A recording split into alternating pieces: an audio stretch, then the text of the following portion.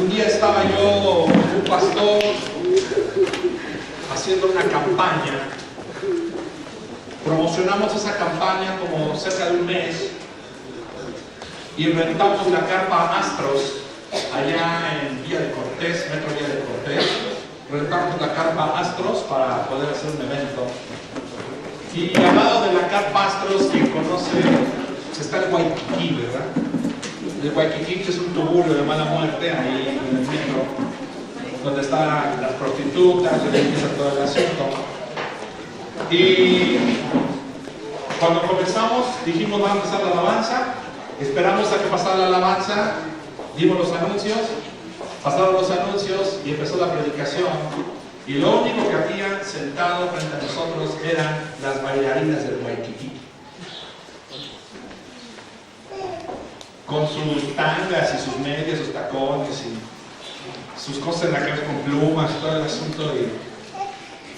Y al momento que hicimos el llamado, solamente una de ellas se arrepintió.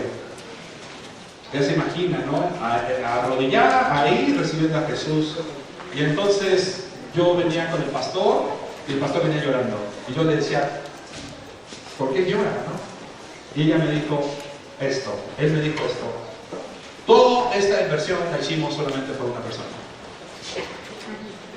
Para mí fue la lección, una de las lecciones más grandes que he recibido. Podemos ver a Jesús yendo a buscar a Gádara, al gadareno, ahí en Decápolis, y cómo mueren un montón de cerdos. Y lo único que fue a buscar el Señor Jesús fue una persona que estaba atormentada por los demonios. Y esta semana yo estaba queriendo seguir mi estudio con el libro de los Romanos, y Dios fue muy específico y me dijo Dios esto: vas a hablar sobre la primera carta a los Corintios 7, del 1 al 5, y vas a hablar sobre los problemas matrimoniales. Y yo me hice loco y dije, estoy como que alucinando, ¿no? Porque los pastores también nos pasa.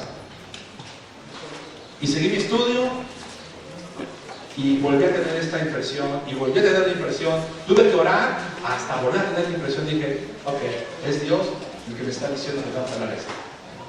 Y eso no fue lo peor de todo. Lo peor de todo es que es solamente para una persona hoy.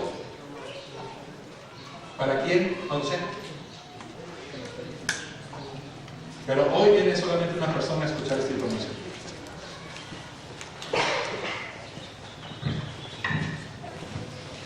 Ok, vamos a la primera carta de los Corintios 7, del 1 al 5. Esta es una información que yo les he dado anteriormente. La he dado anteriormente, pero pues yo tengo que obedecer a Dios y la tengo que dar. ¿Ok? ¿Vamos ahí? ¿Sí? ¿Está despierto? ¿Sí? Oye, Edgar, dile a la hermana que si hoy no trae nada para mí, ¿no? Por favor. Gracias.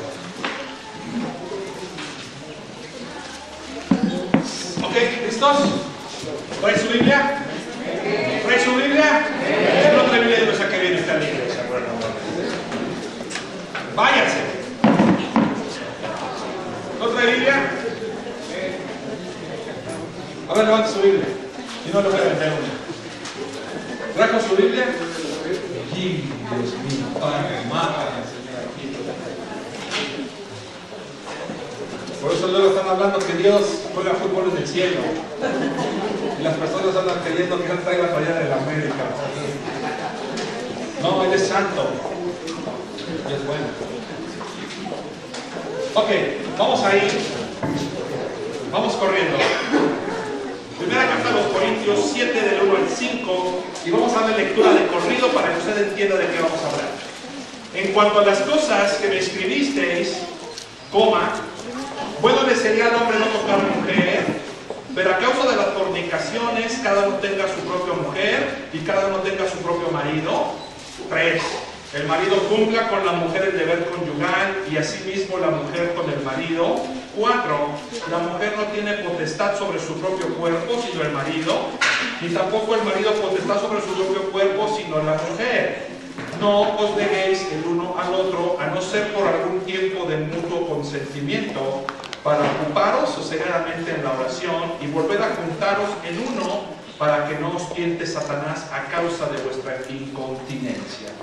Entonces el apóstol Pablo comienza a hablar después, más adelante, del matrimonio, del don de la soltería y del don del matrimonio, y comienza a hablar del don de la abstinencia, de la continencia, y sigue hablando qué se hace con un marido incrédulo, qué se hace cuando tienes un marido incrédulo, qué se hace cuando tienes una mujer incrédula, si vas a soportar golpes y si vas a soportar groserías, infidelidades. Eso el apóstol Pablo lo viene hablando después, pero hoy nos vamos a enfocar en esto.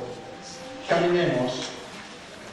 Dice así: solución a los problemas, del matrimonio.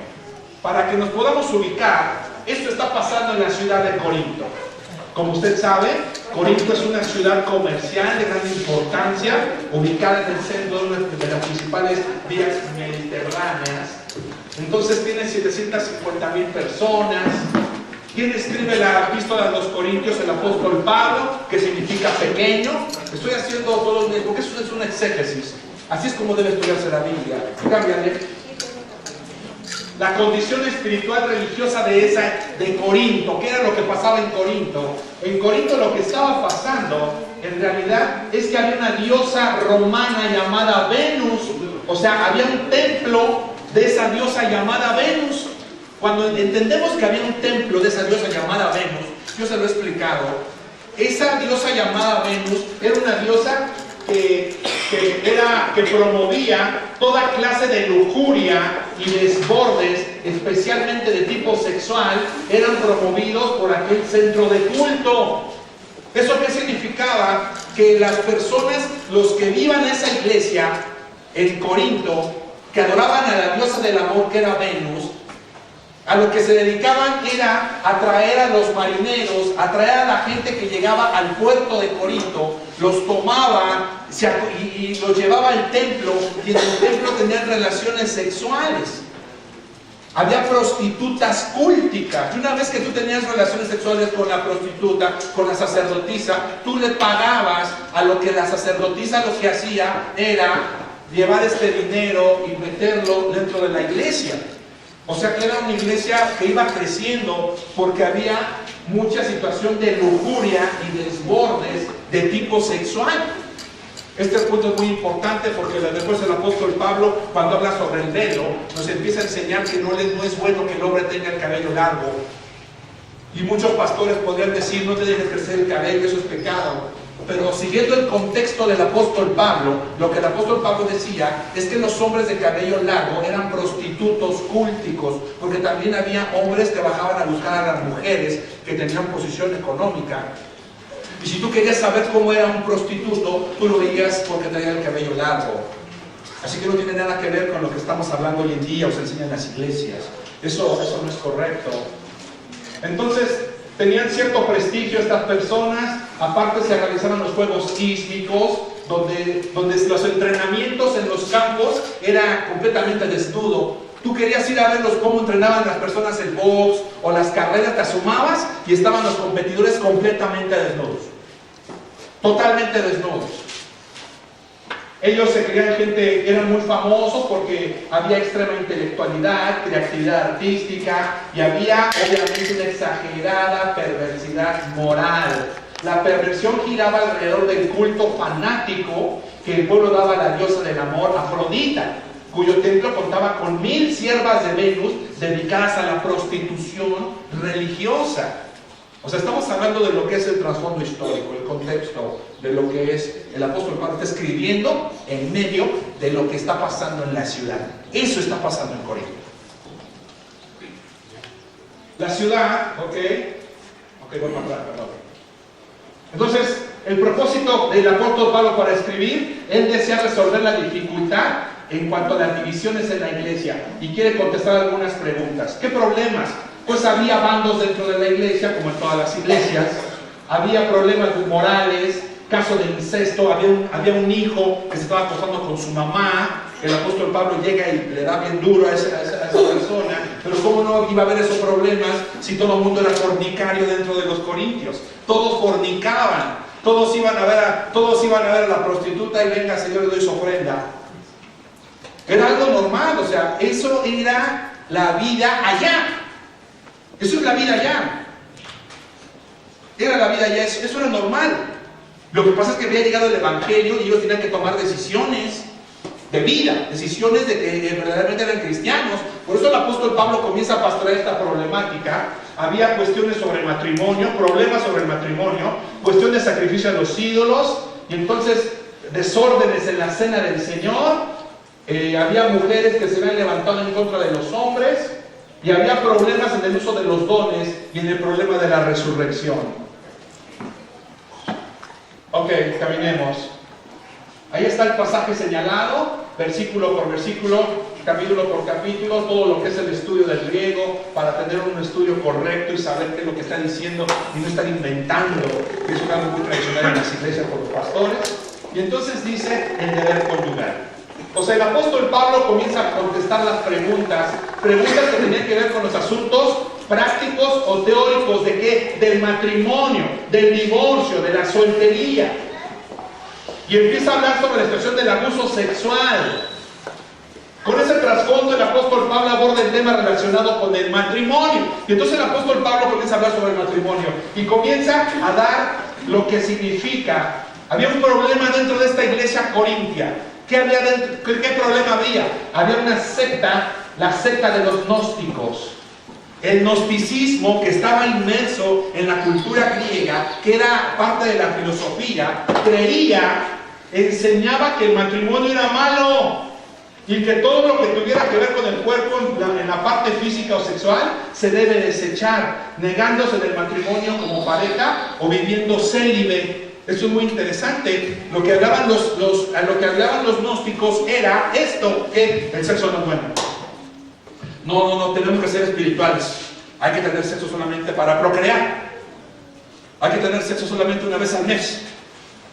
Porque el sexo es malo, el sexo es del diablo. Eso era lo que estaba pasando dentro de la iglesia con esta secta de los gnósticos. O sea, los gnósticos están enseñando que todo lo que tiene que ver con la carne es del diablo. Por ejemplo, yo un día estuve en una iglesia donde el pastor no dejaba jugar fútbol a los chavos porque el fútbol era del diablo. Por ejemplo, situaciones de vete a nadar, no puedes nadar porque les no gusta tu carne, es del diablo. O pastores o pastoras que dicen, no, sexo no puede tener sexo, o sea, no, solamente para procrear. Y entonces eso es gnosticismo combinado con cristianismo. Ahí estamos viendo esta palabra llamada,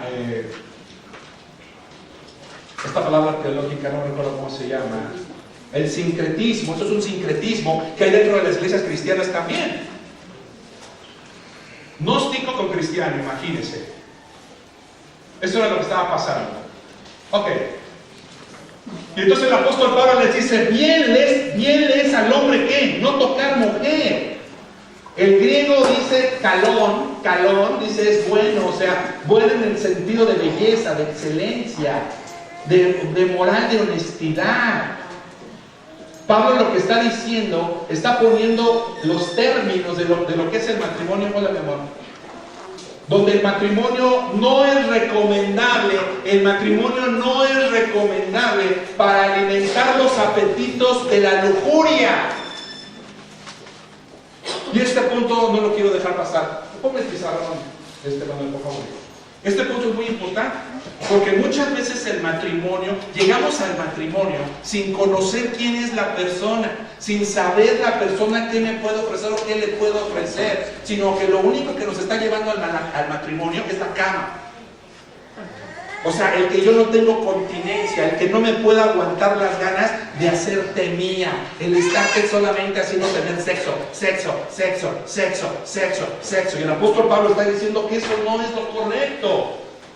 Y el apóstol Pablo dice, pero a fin de que nadie se forme un concepto erróneo, añade que a causa de la fornicación, el apóstol Pablo dice, es decir, para poner remedio al ardor de la pasión sexual, cada uno tenga su mujer, cada uno tenga su propio marido.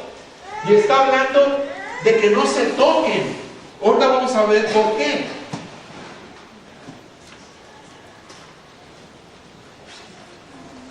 Entonces el apóstol Pablo nos enseña que el matrimonio sirve como un impedimento ¿a qué? A la inmoralidad sexual. ¿Esto qué significa? Se lo voy a explicar.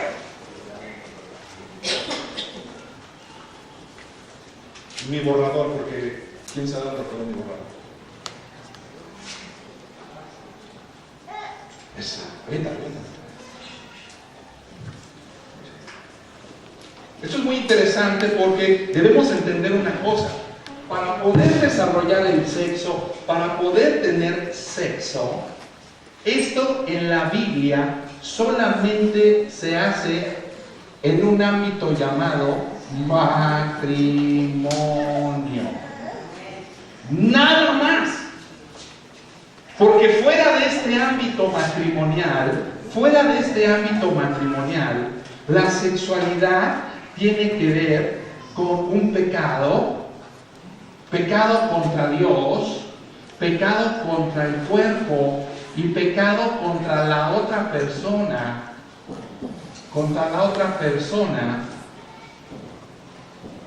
Aparte, habla de la situación de la inmoralidad. Entonces, para que una persona pueda casarse, tiene que cumplir con la primera área. Y la primera área es que debe ser una persona independiente económicamente. Una persona que no es independiente económicamente es una persona que no está lista para casarse.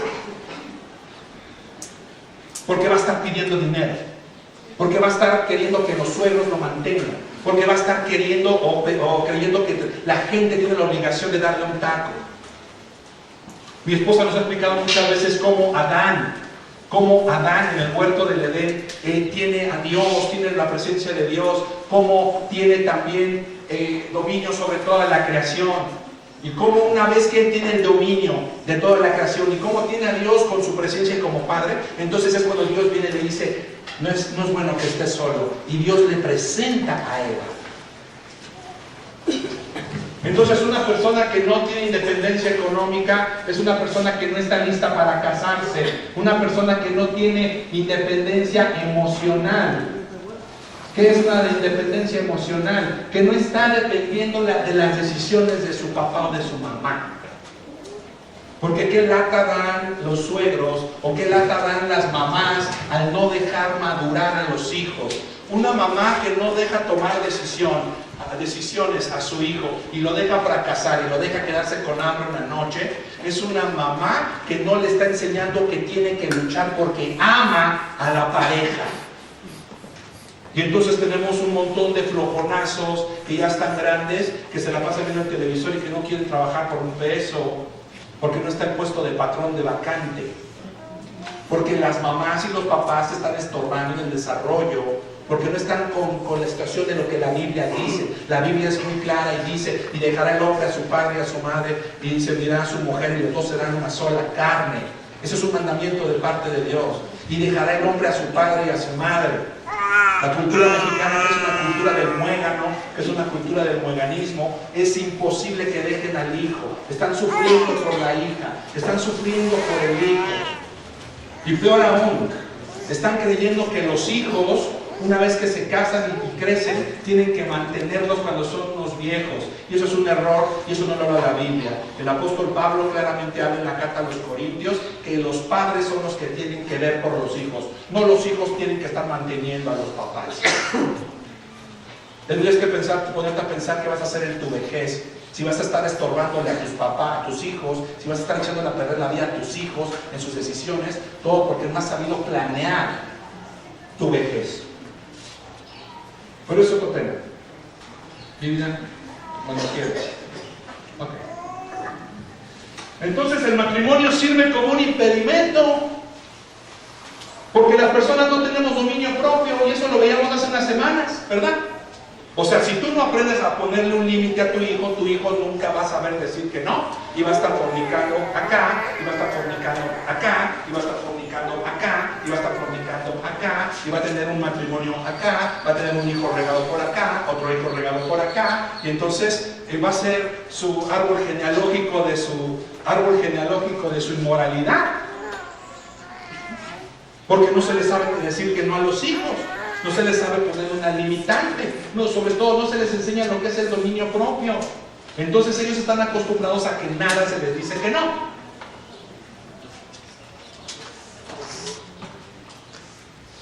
Y entonces viene la pregunta, ¿no? Claro. Nada más tarde 2 horas.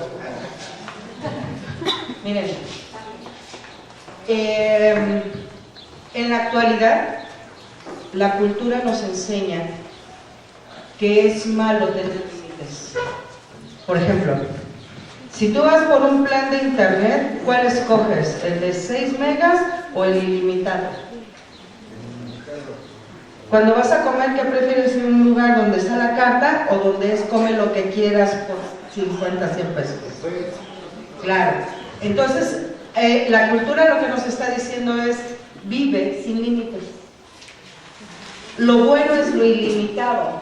Lo que está pasando hoy es que a la gente no nos gusta tener altos. Come. Está bien el pan de dulce, pero diario un Krispy Kreme te va a dar diabetes. No, es que toma refresco, pero diario, en la mañana, en la tarde y en la noche, descartando el agua, te va a hacer daño. Acá el problema no es que estemos disfrutando de la vida, sino que lo hacemos sin límites. Quiero tener mujer, pero una sola no, quiero muchas. Quiero tener marido, pero no quiero que me mande, yo me quiero mandar sola, no quiero tener límites. Y entonces la idea que comparte la Biblia se vuelve arcaica para la gente. Quiero decir antigua, quiero decir poco atractiva. Porque ¿para qué me quieren llevar a la iglesia donde me van a enseñar a valorar mi castidad o mi continencia sexual, cuando saliendo por la puerta yo puedo tener libertinaje? Entonces la iglesia, que está basada en los principios bíblicos, se vuelve poco atractiva para la gente. Quiero que sepas que si tú estás sentado aquí es porque eres o muy valiente, o te fue muy mal, o eres medio burris para la gente. Porque acá votamos porque sí, ten relaciones sexuales, pero con la misma. Cásate. O sea, honra a la persona. O sea, cásate significa honra a la persona. Las personas hoy en día dicen, es que un papel no hace el amor. Eso es una tontería. Cuando se están matando por un adulterio, se están divorciando, te das cuenta que el papel hace la diferencia. El papel lo que hace es que la persona toma una responsabilidad delante de alguien más y alguien lo va a hacer responsable a él para que yo te ame correctamente, para que yo haga las cosas correctamente. Entonces de repente venimos acá y la iglesia es poco atractiva para la gente porque te estamos diciendo no, o sea, sí pelea, pero no insultes. O sea, sí, dile que no estás de acuerdo, pero no le pegues. O sea, sí, se vale enojarse, pero no le mientas. Y entonces la gente dice, no, a mí los límites no van conmigo, mejor ahí nos vemos y tan amigos como siempre. Pero hay un grave problema. Yo he tomado mi propia decisión. Yo me voy a mi casa y yo vivo mi vida. Pero cuando vemos las consecuencias, entonces nos damos cuenta que estamos peleando por lo correcto. O sea, romper los límites y brincarte los límites produce dolor en la vida de la gente. Porque el pecado produce dolor. Y entonces hay quienes están en disposición de experimentar ese dolor. Y es hasta que aprenden, ¿no? Echando a perder. Y es una lástima porque echar a perder significa que estás jugando con el corazón de la otra persona, estás jugando con los hijos, tus hijos, y estás experimentando. Y eso no es grato para nadie. Entonces, ¿qué tipo de soltería tuvimos? O sea, no estamos haciendo un llamado al celibato. O sea, hablar de la soltería es algo muy importante. ¿Puedes hablarnos algo sobre la soltería? 2 minutos.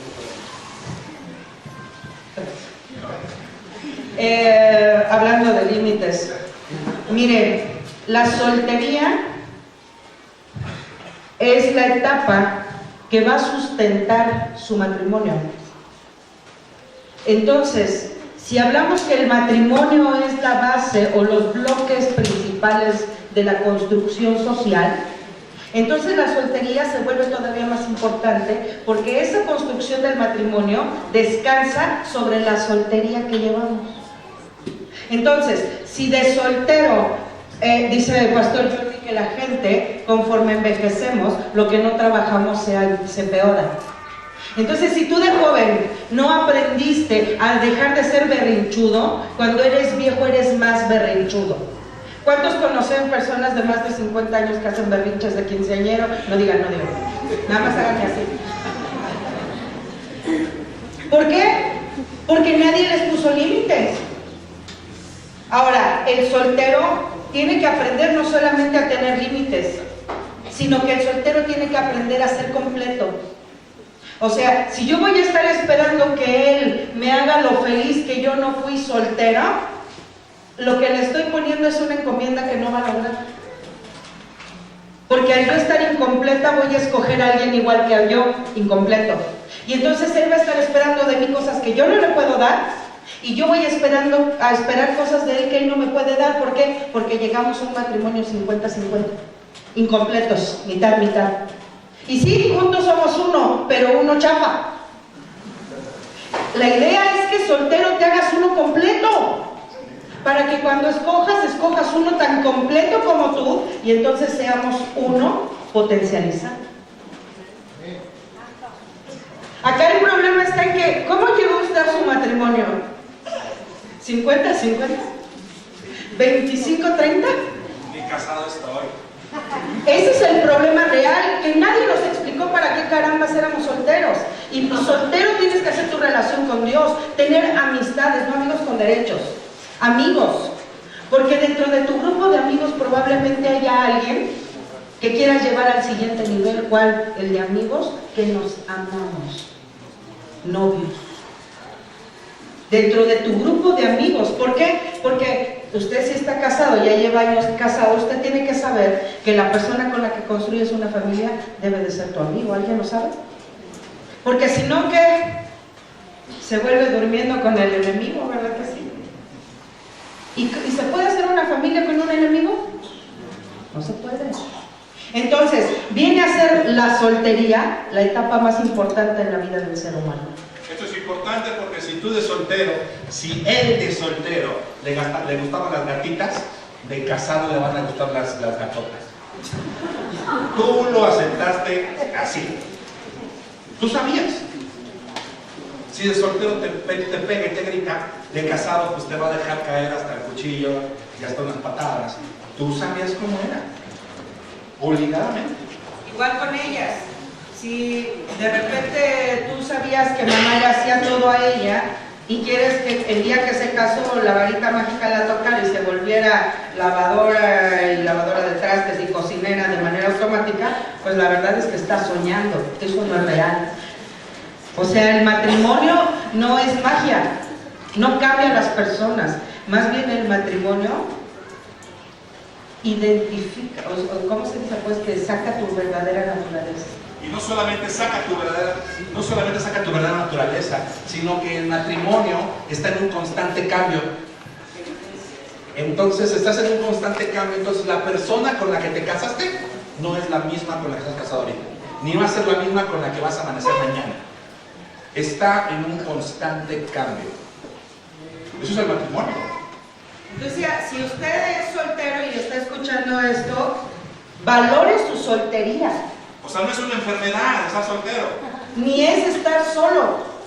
Es cuando puedes conocerte a ti mismo en Dios, hacer una relación fuerte con Dios, para que cuando entonces tengas que ser responsable del corazón de otro, ya tengas muy claro cuál es tu identidad en Dios. Y no estés esperando que la otra persona te dé identidad, porque es un peso que nadie puede cargar.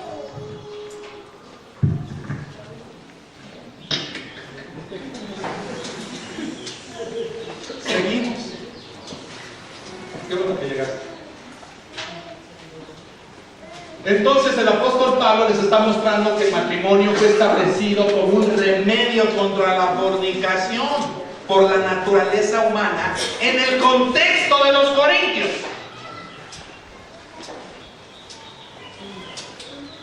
Pablo parece no encontrar las más elevadas razones para el matrimonio. El matrimonio solo sirve como un impedimento de la inmoralidad sexual. Si expresa que es totalmente lícito y cosa normal para los creyentes, hablando de lo que pasa en la iglesia de los Corintios. Sin olvidar el contexto dentro de los Corintios que hace que la postura de Pablo, esa postura sea en torno al matrimonio. Porque aparte el matrimonio también tiene sus tiempos de continencia. Entonces, un soltero que se sabe contener, que sabe dominarse a sí mismo, ¿Qué aprendió? cuando llega el matrimonio lo sabe hacer. Sin embargo, un muchacho que cuando no estaba acostándose con alguien se estaba masturbando, cuando llega